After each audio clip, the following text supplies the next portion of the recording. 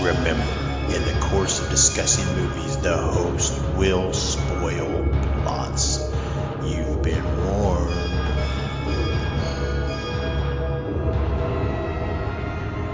Listen to their screams.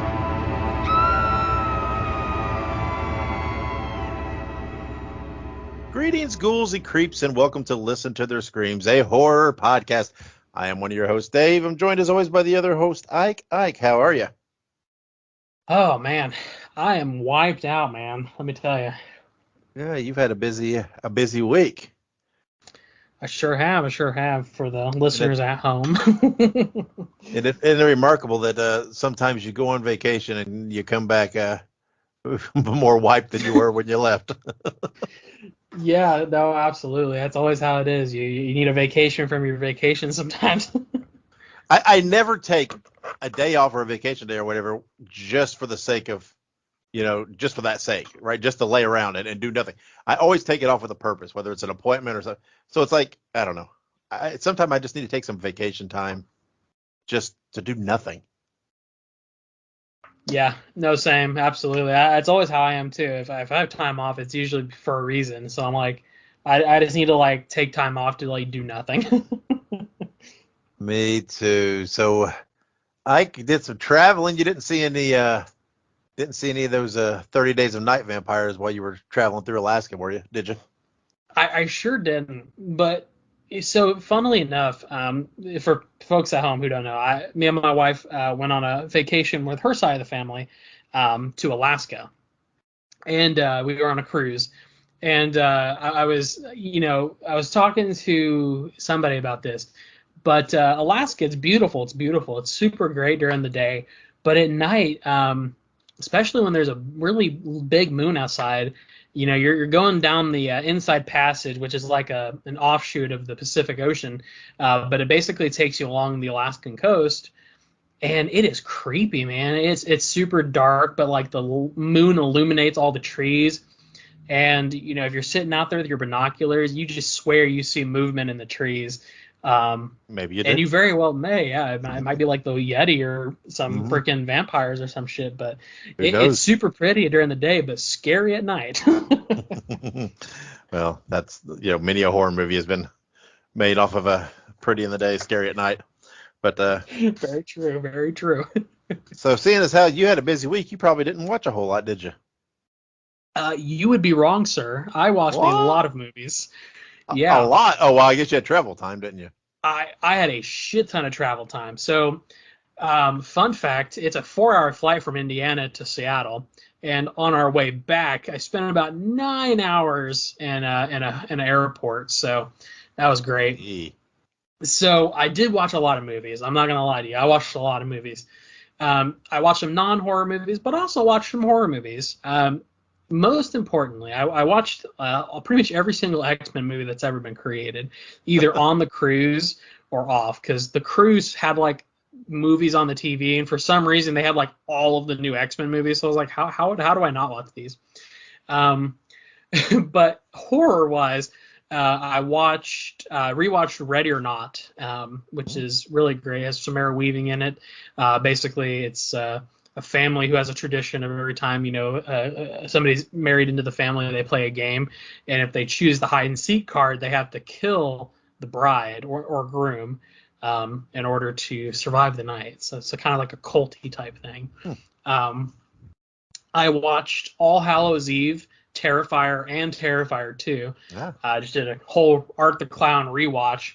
Because why not? Art the Clown is great. And also, we recently received some confirmation that Terrifier 3, which we'll talk about Uh-huh. later.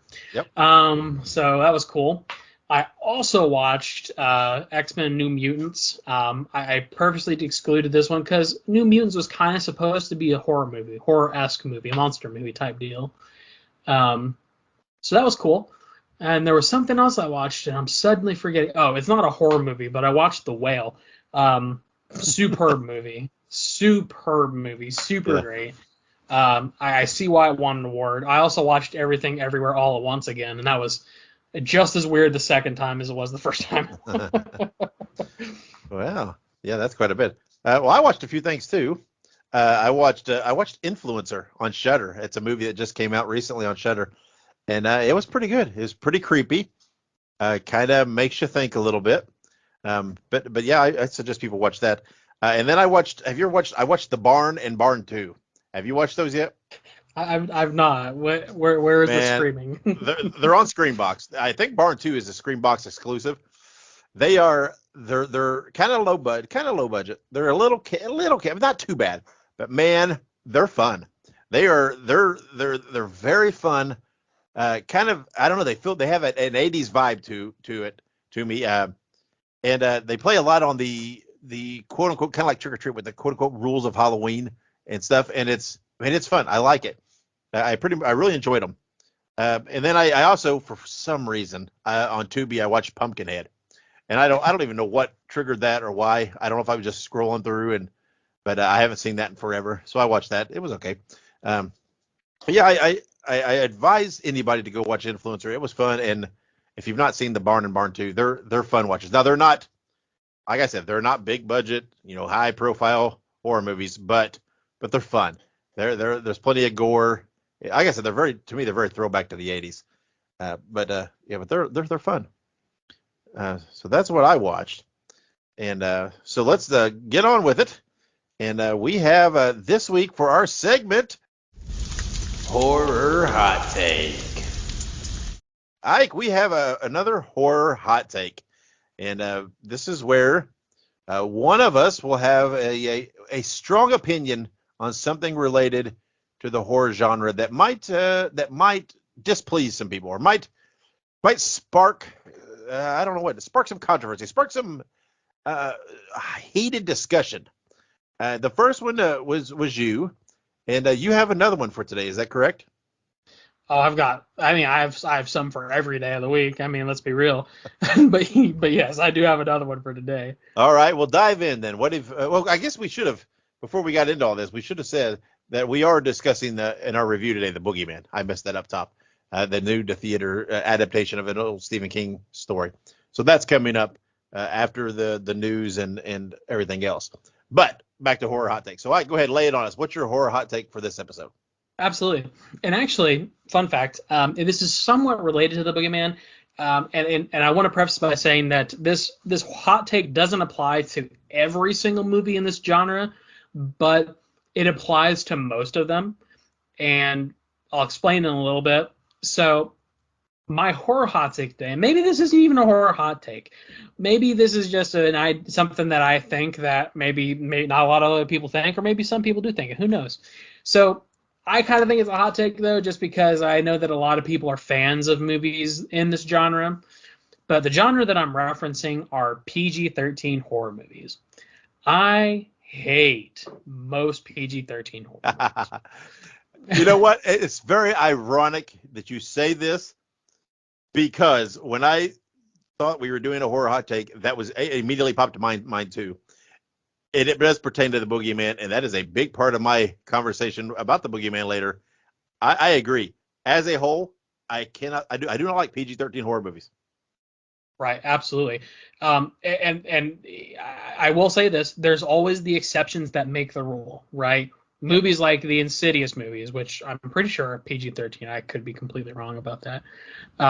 So there are some outliers, right? There's no such thing as a perfect opinion, or there's no such thing as an entirety of like that. So there obviously are some exclusions that make the rule. And I am correct. The original Insidious was PG-13. So take that for what you will. That was a good movie. I can't say it wasn't. But there are most of these movies that are PG-13 that are horror movies. They are lacking significantly in what makes horror, right? Horror is supposed to be violent. Horror is supposed to be bloody. You know what I mean? And you can have horror without those elements, but the other elements need to be very strong in order to carry that film. Films like Skinamarink, for instance. Skinamarink, where it lacks in violence and blood and guts and pure terror, leans heavily into sort of that, psychological horror, right? So if your movie is not true to form horror, then you need to be able to lean heavily onto something else that makes it horror.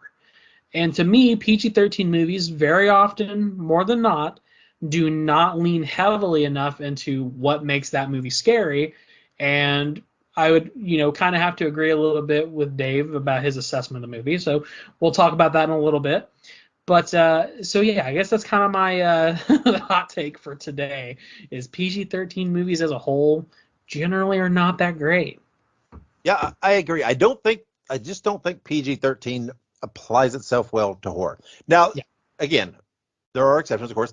But to me, PG-13 movies can serve a purpose.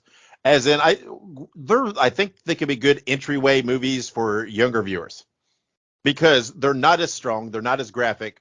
The elements, whatever they may be, whether it is the gore or the violence, or whether it's just the themes of the movie, are typically not as strong and poignant. So I guess they can serve a purpose, I guess, for some younger viewers or whatever else.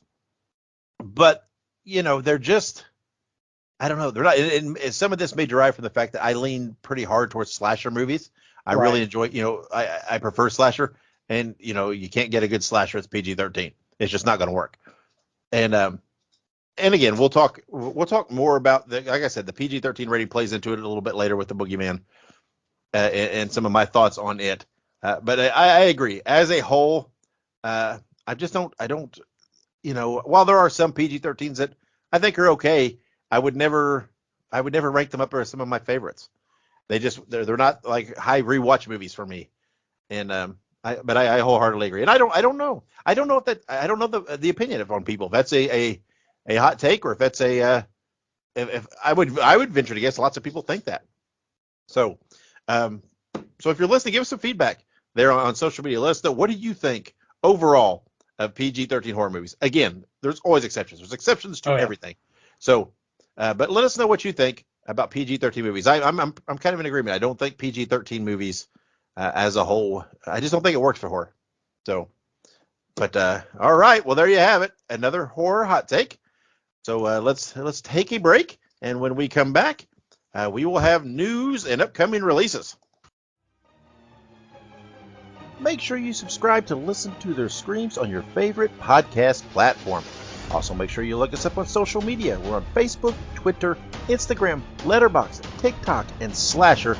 All you have to do is look up Listen to Screams. That is Listen, the number 2, and Screams, and you can find us there. Also, make sure you go and buy yourself a Listen to Their Screams t-shirt. You can find all of our shirts at tinyurl.com Screams Shirts. And we are back with the news. Spread the news. All right. So we have Hocus Pocus 3 confirmed by Disney. There are no details as of yet other than confirmation. Kind of based on what we saw in Hocus Pocus 2, I'm venturing to guess that the sisters will not be returning, as they have officially passed on to the other side, both figuratively and potentially literally. They're all very they're all getting up there in age. I'm excited for it. I like Hocus Pocus. Dave, what are your thoughts? Yeah, I mean, they're fun movies. They're fun. Kind of, to me, they're Halloween movies, right? They're Halloween watches for me.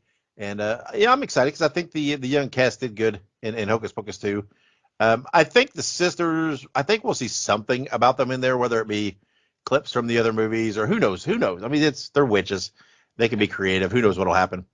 But I'm looking forward to it. I like Hocus Pocus. I'm not a diehard Hocus Pocus, and Monica might kill me for this, but I think Hocus Pocus is a little oversaturated because it's like we see it all over the place and in merchandising and stuff. But that's fine. I understand there's a lot of people out there. I just wish we would see some more of my favorites, but that's okay. I would have to agree, and Kayla might kill me on that too because she loves Hocus Pocus. But I do agree. I think the market's a little oversaturated with Hocus Pocus stuff. I think the second movie was way overhyped. It was good. Don't get me wrong. We reviewed it, which was an episode from last year, so feel free to go check that out. But like you said, it's a good movie. It's a rewatch every year. It's more of a nostalgia than anything else, I think. Yeah. But in any case, On slightly different news, Renfield is going to be debuting on Peacock on June 9th. Another movie that we reviewed a few months ago, and it was a good movie. I think we both generally liked it. It was a pretty solid, vampire flick. I liked it a lot, and yeah, I'll probably watch it when it comes out on Peacock. What about you, Dave? Yeah, it will. And I mean, it did well. It did well. So I think, but I think Renfield is just prime made for streaming. I think Yeah. it's just, I think the views are going to be just through the roof. I mean, it did well at box office, but I think there's going to be a ton of people who are going to watch this thing on the streaming. And like I said, it was a fun movie. It was all right. But I'm all about Nick Cage getting some more praise. Absolutely. And then, as mentioned earlier, Terrifier 3 has been greenlit. That's right. David Howard Thornton, Art the Clown, and Lauren Lavera, which is Sierra, are both slated to return, and filming is going to start late 2023 with a target release in late 2024. Yeah. Obviously, Dave and I are excited for this. Yeah. Slightly related note, next year during Pensacon, both David Howard Thornton and Damien Leone are going to be there. So Dave and I are going to 100% try and go. Yeah. I want to meet those guys so bad. Oh, man. Yeah, and what's even more exciting about this is Terrifier 3 will have a much bigger budget. Yes. There's going to be more, and I'm with what they did in Terrifier 2 with the limited budget. I cannot wait to see what they do with more money. And the thing is, I have 100% faith these guys are not going to sway from what their success has been. I don't think we're going to suddenly start seeing a bunch of CGI crap and stuff in it. I think they'll stick with the practical effects. They'll stick with that. But we're just going to see. It's surprisingly to say we're going to see more blood. We're going to see more of it, and that's pretty remarkable. As much buzz and shock as Terrifier 2 have, just imagine what they're going to do with more money. Yeah, absolutely. And hopefully they'll have a little bit of a wider reach in terms of a release. Hopefully AMC doesn't shaft them like they did with Terrifier 2. Yeah. But in any case, let's move on to some merchandise news. This is always one of Dave's favorite parts, of course. So we have the new Halloween original series of figures from Fright Rags. They are 3.75-inch figures, is that right? Yep. And are officially licensed. There are going to be 6 characters: Laurie Strode, Dr. Loomis, Sheriff Brackett, Annie Brackett, and Linda Vanderklok. Who knew she had a name? That's in the notes, by the way. Who knew she had a last name? But each comes with accessories. Oh, shit, I'm dropping Whoa. stuff. That was a little jump scare for the viewers. I'm just dropping shit over here. Damn. But each of these characters are going to come with accessories and are available for pre-order on the website, frightrags.com. Dave, have you already gotten your pre-order in? Not yet, but I probably will. These look spectacular. They're like the reaction figures that Super 7 put out, right? They're not heavily articulated or anything like that, but they're not like these super detailed sculpts, but they're cool. They look very cool, and man, the card art is amazing. It looks so cool. It is. I mean, you immediately get that Halloween '78 vibe from it, and man, they're awesome. And it's pretty neat to see some figures from some of these characters like Sheriff Brackett, Annie Brackett, some of these people that you don't typically get in merchandising. It's pretty cool. Yeah, absolutely. So I'll keep an eye out for that. That'll be interesting to see once the pre-orders come out. So cool. All right, and now we have a couple of upcoming birthdays and movie anniversaries. Starting us up first, we have Johnny Depp. That's right, June 9th, 1963. He is, of course, from Nightmare on Elm Street, the superior and original, as it says in the notes, Nightmare on Elm Street movie. He's from Hell and Legend of Sleepy Hollow, as well as a slew of other movies if you've never heard of them. Yeah. Johnny Depp's fantastic. What else can you say? Yeah, I mean, it's Jack Sparrow, for Christ's sake. I mean, come on. Right. And yeah, we had to put the little jab in there about the superior and the original based on our wise rebuttal segment from last episode. So gotta do it. They had to do it. Oh man, didn't he play a detective in like that string of movies from Kevin Smith? What was his name? I don't know. He was in some of Kevin Smith's horror takes, like Tusk and some of those, I think, because there was that one where he had like a penis looking nose. Yeah, Guy Lapointe. Yeah. So. It's funny. If you haven't seen those movies, check those out too. And we also have Adrienne Barbeau, who is from The Fog, Creepshow, and once married to John Carpenter, June 11th, 1945. Honestly, I'm not super familiar with Adrienne Barbeau. You would if you saw her. Yeah, she's a kind of a horror. I mean, she's pretty well known in the horror field. If you saw her, you would know. Maybe you're not familiar with the name, but if you saw her, you would know her. I just looked her up, and she does look familiar. Yes, she does. Yes. Okay. So yeah, because she's from Escape from New York as well. So, and I've seen that movie for sure. And I have seen Creepshow as well. So, yeah, did not know that's who that was. Funny. A couple of anniversaries for movies as well coming up. We have June 8th, 1984, both Ghostbusters and Gremlins. That must have been a pretty blockbuster weekend for June 8th of 1984 for to have those two movies come out. Absolutely, yeah. I mean, I love Ghostbusters. The first Ghostbusters is so good. Of course, I love Gremlins. We talked about Gremlins a few episodes back where we talked about the franchise, but the first one is just a classic. I mean, these are two of my favorite movies of all time. Absolutely. I love Ghostbusters. I love Gremlins. You can't beat it. And then also June 12th, 1968 was Rosemary's Baby. Yeah, 55 it's been a long time years since ago. I've seen that. Yeah, me too. 55 years ago. That's unreal.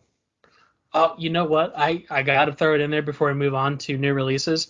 Another birthday that is super special in the horror field. That actually is already passed. June 5th was my wife's birthday, so I want to say a special happy birthday to Kayla. I don't know if she would like you saying it's super important in the horror field, but hey, we're a horror podcast, and this is a horror field, right? Yeah. I guess, yeah. I kid. I'll let you know if I survive when she hears this. No, I'm kidding. First the hocus pocus crack, and then that you may not be long for the world. I may not. Oh Lord. But a couple of new releases that we're going to be seeing here soon, at least one of these for sure. Mm-hmm. The Angry Black Girl and Her Monster in theaters. It is the story of a teenage anti-hero Vicaria who is on a desperate quest to cure death. I have not heard anything about this, but I do like the sounds of that description. Yeah, I don't know much about it either. It just has a limited theater run. I don't suspect that it'll be around here probably. I don't get those limited runs typically in this area, but sounds interesting. So typically with the limited run, it comes to streaming pretty quick. So I'll catch it when it comes to streaming. Yeah, that's what I was going to say. It'll probably stream pretty soon. So very cool. And then June 9th, Brooklyn 45, a Shudder original. It's 5 military veterans, best friends since childhood. They gather together to support their troubled host, and the metaphoric ghosts of their past become all too literal. Which, fun fact, this is actually a movie that we are going to be reviewing for our next episode. That's right. Yep, we're giving Shudder some love. This movie sounds pretty fun. Sounds pretty interesting. It's a Shudder exclusive coming out June 9th. So, yeah, that's our next review, next episode. Absolutely. Gotta love Shudder. And then we also have another release coming up on June 13th. It's a Cannibal Cabin. It's going to be on digital and on demand. A group of 20-somethings want to end the summer on a high. They take the advice from a girl they met at a festival about a secret rave deep in the valleys. When their route is detoured, they have no choice but to venture into the unknown. So Cannibal Cabin is a cabin with cannibals. It sounds like a good time to me. Yeah, I don't know. Everything about this sounds good to me. I mean, I would literally, with no description, I would watch a movie called Cannibal Cabin. I don't need any more than that. So I don't know what it is. I don't know who's in it. I don't know much about it, but I will watch this movie on June 13th when it comes out digitally. Absolutely. I will watch it as well. Like you said, Cannibal Cabin, cannibals in a cabin, cannibals eating a cabin. I'm going to watch it. Yep. Me too. Absolutely. But that sure does it for everything else that we've talked about so far for releases, birthdays, and everything else in between. Check us out on social media. I like to throw it in there right here because we post about this stuff all the time as well. So if you don't catch a podcast, you might catch it on the Facebook or something where we post about updated releases and shit like that. So anyways, when we come back, we are going to be doing a review of The Boogeyman. Listen to Their Screams is now a Fangoria collaborator. Get 20% off your order at shop.fangoria.com by using the promo code LISTEN2SCREAMS at checkout. That is listen, the number 2, and screams. Or you can click the link in the show notes. All right, and we're back here on Listen to Their Screams, and it's review time. And we're going to talk about The Boogeyman, which is in theaters now as the adaptation of a Stephen King story.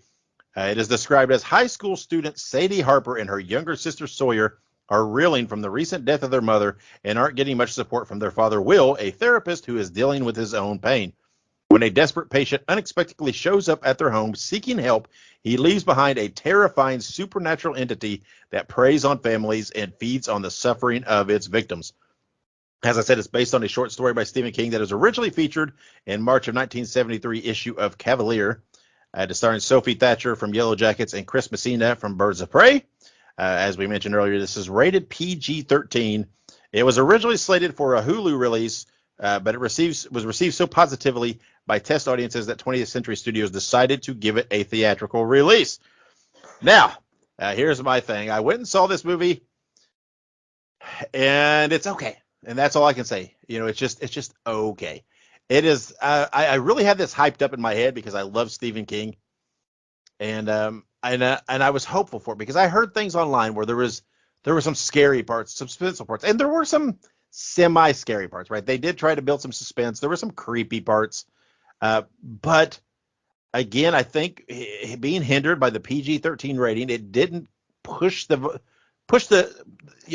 as far as it should with the scary creepy of a creature known as the Boogeyman that was pursuing these people, that was hiding in the closets, so to speak, and everything else.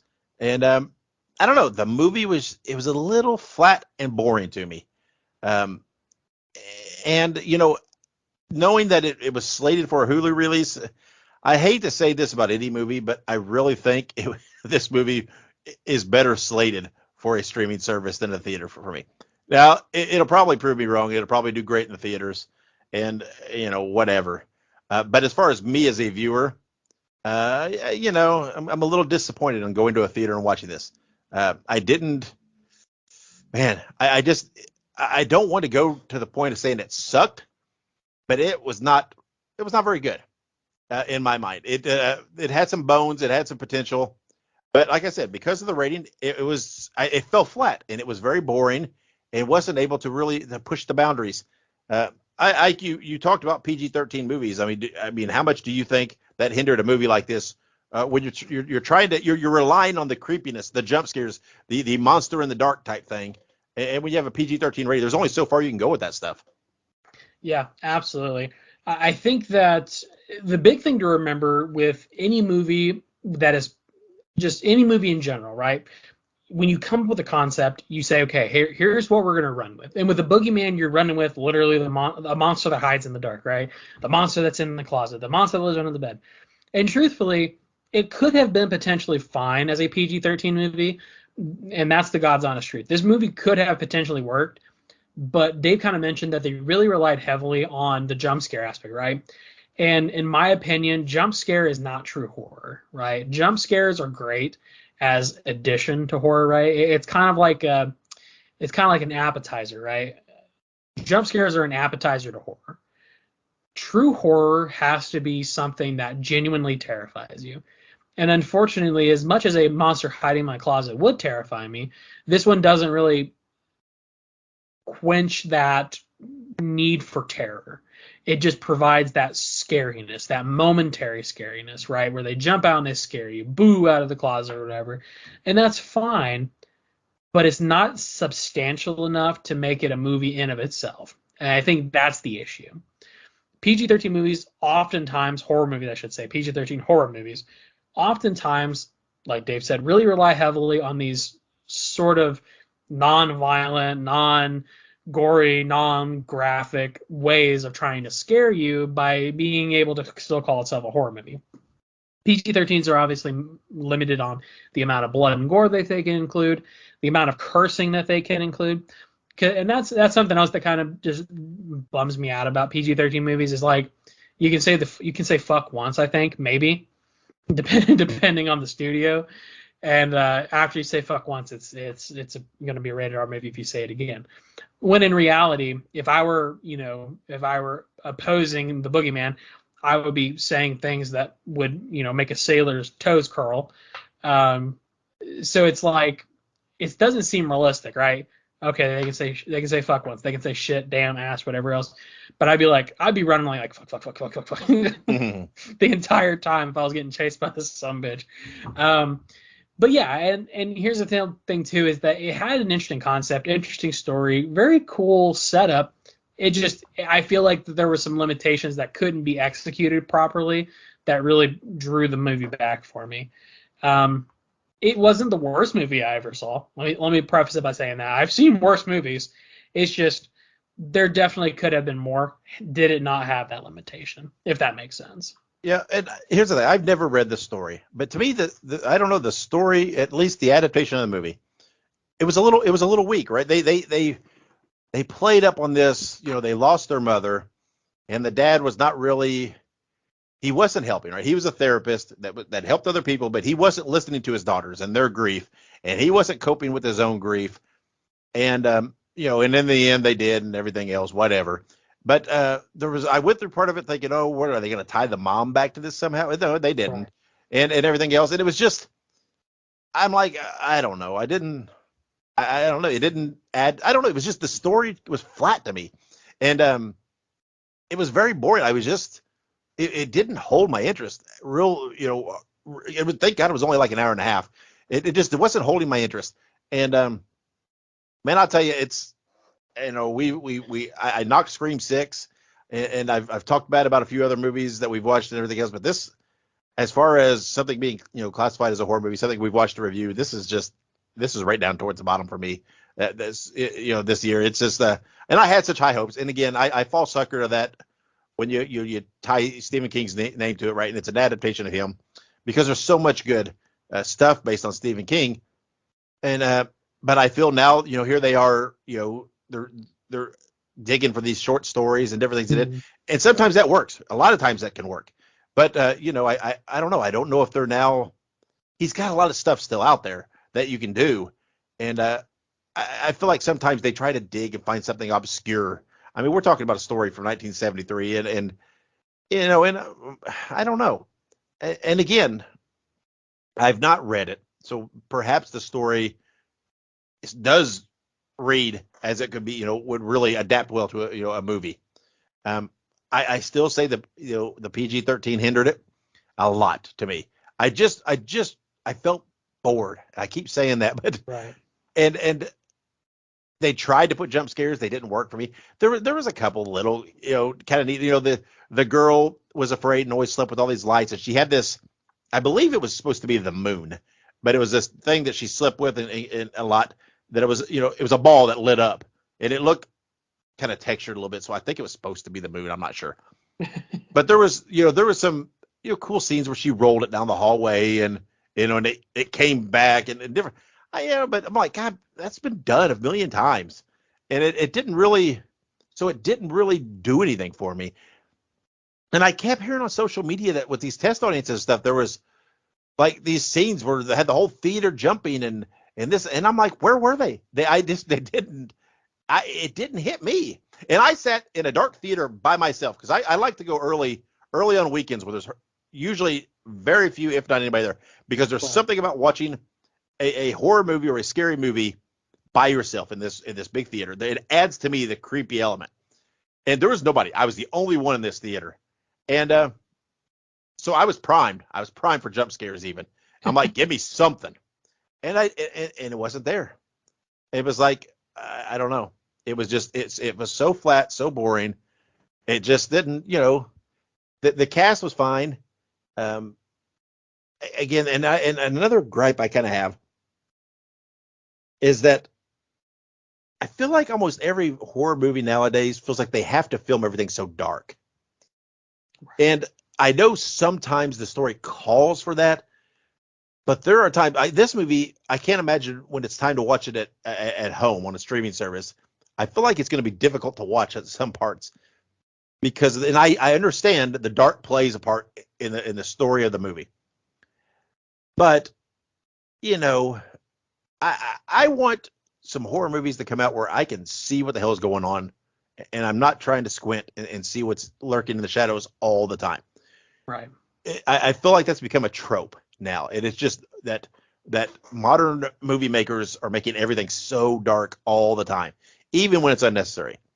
And so then when you have a movie like this, where it's about the shadows and it's about what's lurking in the dark and what's just out of eyesight and things like that, that monster, it feels like, oh, here we are again with this because everybody else is doing it. So I just feel like that's a trap that everybody's fallen into here lately. I mean, I won't say everybody, but you know what I mean. So many people. It's just, come on, it's a little lighting is not going to kill, right? Let's, everything doesn't have to be so. And it's not just horror movies, actually. It's so many movies, period, they're so dark. And maybe it's, because I'm old and my eyesight's going and everything else, maybe. To be fair, and just to kind of add on to the darkness aspect, it's not just exclusively like movies either. And this is a little bit of a side tangent, but I think it's important. Like video games are the same way, and maybe my eyes are just getting bad too. But like a lot of horror video games, they'll make everything so dark, but it's so dark that like it's hard to even play the game, because they always have like those things where it's like make your settings, to where you can barely see the picture in the middle of the screen or whatever, because they're trying to like set up like the the spectrum or whatever. And like it's just like, bro, like I get wanting to have it dark, but make it enough so that way I can still fucking see. But it applies to movies, like you said too. I feel like a lot of times, like you said, they're making these movies dark because they're trying to create that ambiance. But instead of creating a scary like feeling, they're just making it hard for you to understand what's going on. Yeah, I feel like it's become a crutch. Right? They're like, oh, look, it's scary and dark, so this is spooky. Nah, it's not. That doesn't always work. And I'm like, not somebody be bold enough to make something scary in the light, right? Lean in on your acting and everything else where there's some light, right? Because not everything evil has to be in the dark. So let's somebody buck the system and do that because I mean, again, it's just become such a thing anymore. Even, of course, but I love the 80s movies where there was this wild lighting and this, the colored lighting. And even when you're, in the boiler room or in the woods, the camp woods at night, they still used unique lighting so that you could see what was going on. And I don't know. Again, I feel the darkness has become a crutch to they're thinking they're adding to the spookiness. And they're not. They're just distracting from it a lot of times to me. So I don't know. That's a personal gripe of mine. No, I totally agree. Like you said, I totally think, and like I said, it's not just even movies. I think it's a lot of these media formats are using like shit just being dark as a crutch for actual substance. And it's not even just things being dark. Some horror movies rely too heavily on things like blood. You know what I mean? And I think it's just an industry problem where they basically try and see what's popular right now. How are people editing movies, or how are people making movies, and let's use that to enhance our movie. And there's a lot of different things that you could use as a crutch. But if I had a preference, I would prefer you not try to make things spooky by making it dark, because I think it's a little scarier when I can actually see what's going on. Yeah, I mean, we're in this day and age of high tech and digital and 4K, where you can see every detail of things, and they're hiding stuff in the dark. Sometimes that could be on purpose, right? Maybe, I don't know, maybe they don't. I don't know, maybe they're trying to hide some of their costume, their effects, this and that. I don't know. I don't know. I just feel like it's become a crutch, and I don't want to get hung up so much and talk the entire for 20 minutes on the darkness, but that is such a pet peeve of mine in this day and age with movies. It's just, everything's so dark, and I'm like, God, somebody, let's go back to some cool lighting, right? I mean, and let's do something different, right? Let's swing, put some color into movies and some brightness, and and it doesn't have to be overbearing, right? We don't have to have rainbows and sunshine all the time, but even when it's dark, it doesn't have to be pitch black. There can find ways to accent it and be creative and be a filmmaker and do that. And again, that's what because it happens so much when you have a movie like this, where there is some darkness that's necessary to tell what they're trying to tell. It feels cliche, and it loses its effect because you see it all the time. So I think that was an arrow in their quiver they tried to use, and it just fell flat again because everybody does it. So it's like when you're talking about the Boogeyman, it's like okay, yeah, everybody does dark. So you're really not being unique. So again, I don't know. I just this movie, it wasn't for me. It fell flat. It was kind of boring. People can watch it and give their own opinion, but I don't know. I didn't really enjoy it. It didn't have a lot of redeeming qualities to me. There was nothing about it. There was no surprise, no big hook to the story that was, nothing. It was just, okay, that was what it was. There was the Boogeyman. They conquered the Boogeyman. They beat the Boogeyman. Now Dad's going to therapy and everything. Okay, it's like, well, what's creative about that? I'm like, and I don't know whether that falls on Stephen King for his original story again or the adaptation, but I don't know. I wasn't a big fan of the Boogeyman, and it was a letdown. I had high hopes. Again, you throw Stephen King out there, and man, I have high hopes, and so part of that falls on me with my expectations. But it let me down. Well, I will say this: it was not the worst movie I saw, but I will have to say that it could have definitely been better. There are things that they could have specifically done to make it better. Yeah, I definitely agree. So let's try to rate this thing. Again, I'm gonna be a little harsh here. I'm gonna give it. I'm gonna give it a 2 out of 5. It wasn't it wasn't nonsensical or so outlandish that I think it should be lower than a 2. But it just wasn't that enjoyable for me. So I'm giving it a 2 out of 5 screams for me for the Boogeyman. I am not going to stray too far from that. I'm going to give it a 2.5 out of 5, just because it was slightly better than some of the other movies that I have rated at a 2. Not significantly so, but I would say 2.5 out of 5 for me. Yeah, there you have it. 2.25 from us for the Boogeyman. So if you've seen it, I'm sure many people have probably went and seen it. Tell us what you think of it, and if you agree or disagree with me. I'm not seeing, I don't really look at what people are saying online before we review a movie. But I'll see what people are thinking now, and hopefully we get some feedback from the listeners. So, but that's it. That wraps that up on the Boogeyman. It's kind of a short episode, but I'm telling you, there's just not much to say on this movie. There's just not much to go into. There's not much depth to it. So there wasn't a whole lot to really dive into and sink our teeth into to discuss. So let's hope that next week that changes, because next episode, like we said, we're going to review Brooklyn 45. That's coming out on Shudder on June 9th. So make sure you watch that so that you can follow along in our review and see what you think as well. So make sure you subscribe to us on our social media platforms, as well as on your favorite podcast platform, so that you don't miss an episode. So, Ike, before we close out and get out of here, anything you want to say?